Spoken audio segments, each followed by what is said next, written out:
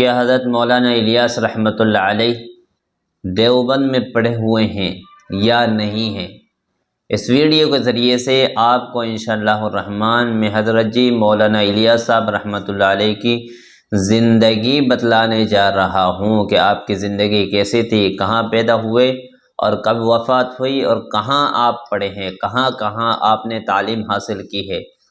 تو دیوبند کے حوالے سے کہ حضرت جی مولانا الیاس صاحب رحمۃ اللہ علیہ دیوبند پڑھے ہیں، جی ہاں، کن کے پاس پڑھے ہیں میں ضرور پوری تفصیل، لیکن شروع سے آپ ویڈیو دیکھیں گے تو ہم شروع سے کریں گے، آپ سنیں، بہت فائدہ ہوگا انشاءاللہ الرحمن۔ حضرت جی مولانا الیاس صاحب رحمۃ اللہ علیہ کی زندگی آپ کو معلوم ہو جائے گی۔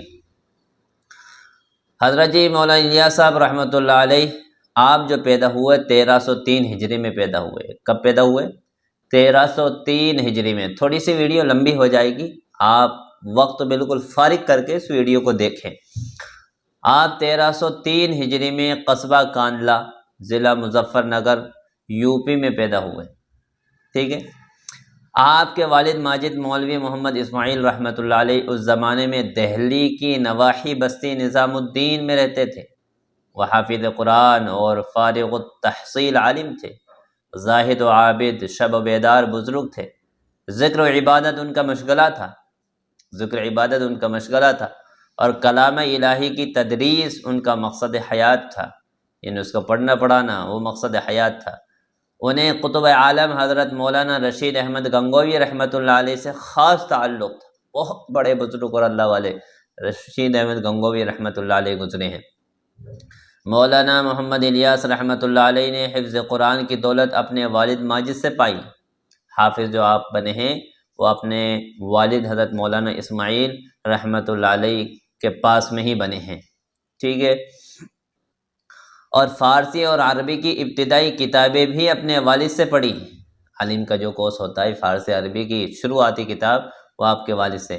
پھر ان کے بڑے بھائی حضرت مولانا محمد یحییٰ صاحب کاندلوی رحمۃ اللہ علیہ انہیں اپنے ساتھ گنگو لے گئے۔ کہاں پر لے گئے؟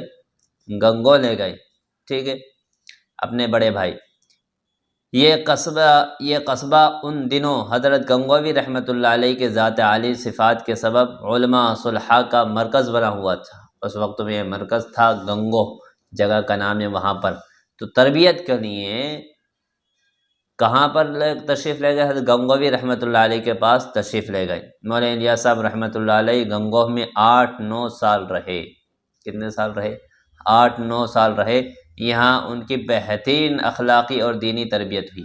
جب تک کسی اللہ والوں کے سپرد ہم اپنے آپ کو نہیں کر دیتے ہیں، زندگیاں ادھوری رہ جاتی ہیں۔ تو وہاں اخلاقی اور دینی بہترین تربیت ہوئی ہے۔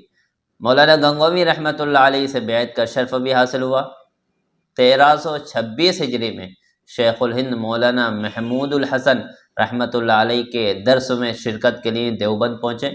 وہاں تلمذی اور بخاری شریف کی سماعت کی۔ یہ پڑھی آپ نے، تلمذی اور بخاری کہاں پر پڑھی؟ دیوبند میں پڑھی ہے۔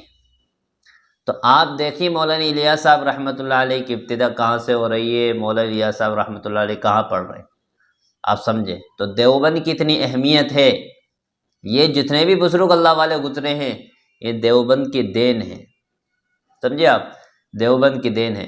تو آپ مولانا الیاس صاحب رحمۃ اللہ علیہ نے تلمذی اور بخاری کن کے پاس پڑھی؟ مولانا محمود الحسن رحمۃ اللہ علیہ کے پاس، جو جن کا تذکرہ حضرت جی مولانا صاحب دامت برکاتہم عالیہ بھی کرتے رہتے ہیں، آپ نے سنا ہوگا اجتماعات میں۔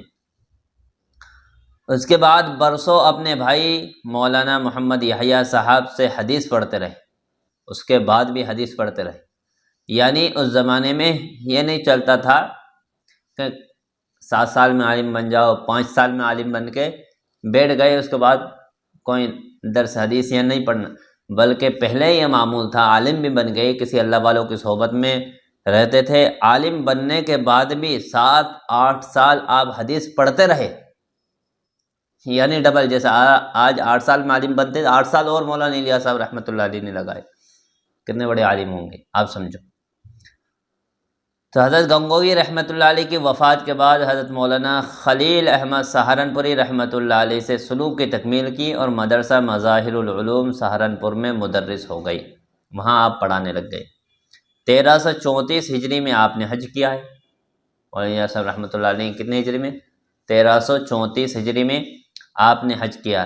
ایک سال بعد بڑے بھائی مولانا یحییٰ صاحب رحمۃ اللہ علیہ کا انتقال ہوا تو آپ بستی نظام الدین میں مستقل قیام کے لیے دہلی آ گئے۔ بستی نظام الدین میں ایک چھوٹی سی پختہ مسجد، ایک کچا مکان اور ایک حجرہ تھا۔ درگاہ نظام الدین اولیاء کے جنوب میں ایک مختصر سی آبادی تھی۔ چند میواتی اور غیر میواتی طالب علم آپ سے پڑھا کرتے تھے۔ طلباء کو چھوٹے بڑے اسباق بڑی کاوش سے پڑھاتے تھے، چھوٹے یا بڑے سبق بڑی دل لگی کے ساتھ آپ پڑھاتے تھے۔ درس حدیث بھی ہوتا تھا، حدیث کا درس بھی آپ دیا کرتے تھے۔ آپ کا سب سے عظیم کارنامہ تبلیغ کی تحریک کا شروع کرنا تھا۔ ابتدا تو وہاں سے ہوئی، مدرسے سے، مکتب سے، پڑھنے پڑھانے سے، لیکن اصل جو مقصد تھا آپ کا وہ تھا تبلیغ کی تحریک کا شروع کرنا۔ اس کا آغاز میوات سے ہوا۔ یہاں کے لوگ برائے نام ہی مسلمان تھے، معاشرت زیادہ ہندوؤں سے ملتی جلتی تھی اس زمانے میں۔ حضرت جی مولانا الیاس صاحب رحمۃ اللہ علیہ کو فکر ہوئی کیا کرنا ہے۔ حضرت نے شب و روز محنت کر کے اس علاقے میں بہت سے مکتب قائم کیے۔ پہلے حضرت نے کیا قائم کیا؟ مکتب قائم کیے، اور آہستہ آہستہ اصلاح و تبلیغ کا کام پھیلنے اور اثر دکھانے لگے۔ اس لیے پہلے زمین بنانا پڑتی کسی بھی کام کرنے کے لیے۔ مولانا نے دوسروں کو بھی دعوت دی کہ عوام میں نکل کر دین کے اولین اصول و ارکان یعنی کلمہ توحید، نماز کی تبلیغ کریں۔ پھر انہوں نے جماعتیں بنا کر مختلف علاقوں میں تبلیغ کے لیے بھیجنی شروع کی۔ چند سال کے اندر اس کام میں اللہ تعالیٰ نے اتنی برکت دی کہ دور دور تک تبلیغ کی جماعت جانے لگیں اور پورے بر صغیر میں اصلاح تبلیغ کا کام ہونے لگے۔ اللہ رب العالمین نے اتنی مقبولیت دی اس کام۔ آپ نہایت متواضع، نرم مزاج اور بہت ضعیف کمزور تھے، علم و فضل، زہد و تقوی کے پیکر تھے۔ آخری عمر تک جس دعوت و تبلیغ کو لے کر اٹھے اس کے لیے کوششیں کرتے رہے۔ ہزاروں ایسے افراد پیدا کر دیے جو آپ کے بعد آپ کی دعوت کو آپ کے نشان راہ پر چلے۔ آپ 13 جولائی 1944 کو اپنے خالق حقیقی سے جا ملے۔ مولانا کے نزدیک عاجز و ضعیف اور مشغول انسان کے لیے اس محمود اور مختصر زندگی میں اپنی مجبوریوں اور کمزوریوں کے ساتھ طویل ترین، کثیر ترین اور مسلسل اجر و ثواب اور ذخیرہ عمل کی صورت اخلاق و احتساب کے ساتھ اس دلالت علی الخیر اور تبلیغ میں مشغولی کے سوا کچھ نہ تھی۔ اگر کوئی شخص دن بھر روزہ رکھے، رات بھر نفلیں پڑھے، ایک قرآن مجید روزانہ ختم کرے یا لاکھوں روپے روزانہ صدقہ خیرات کرے تو بھی کثرت میں، نورانیت میں، قبولیت میں ان لوگوں کے اجروں کو نہیں پہنچ سکتا جن کو ان کی ولادت علی الخیر کی وجہ سے ہزاروں لاکھوں انسانوں کے فرض نماز، ارکان اور ایمان کا ثواب رات دن کے ہر لمحے میں پہنچ رہا ہے۔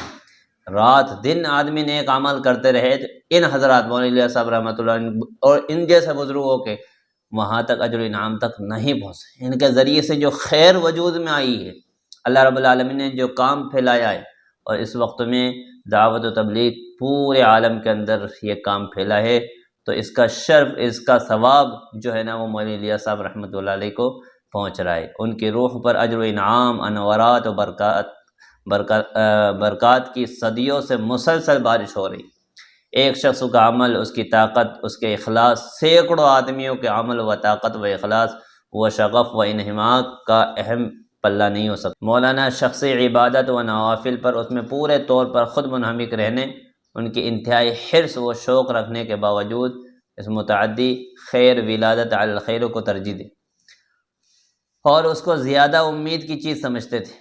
ایک بزرگ جو اپنی عمر میں بڑے بڑے کام کر چکے تھے، اب جسمانی انحطاط و تنزل کے دور میں تھے، ان کے ایک دوست کے ذریعے ان کا مشورہ دیا۔ وقت کم اور کام بہت زیادہ ہے، اس لیے مصلحت اندیشی، وقت شناسی کا تقاضا اور تفقہ اور حکمت دین یہ ہے دوسروں کے اعمال کا ذریعہ بننے کی کوشش کریں۔ تقریر و تحریر، خطوط و ترغیب کے ذریعے اپنے دوستوں اور بات ماننے والوں کو ان کی دعوت و تبلیغ کی طرف متوجہ کریں اور ان کے اجر و ثواب میں شریک ہو جائیں۔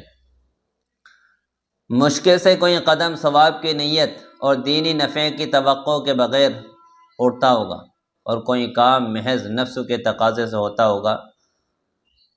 آپ کا حال تھا ان کی ہر نقل و حرکت دلچسپی، شرکت کا محرک اور باعث اجر اور دینی نفع کی۔ تو بتا رہے ہیں حضرت کی زندگی کے بارے میں، آپ اتنے باریک بین اور حاضر دماغ تھے، ایک ہی کام میں الگ الگ نیتوں کے ذریعے ہر شخص کی سطح کے مطابق خصوصی فائدہ، اجر و ثواب کی رہنمائی کرتے۔ مولانا محمد منظور نعمانی رحمۃ اللہ علیہ نے ایک لطیف واقعہ لکھا ہے جس سے اس کا اندازہ ہوگا۔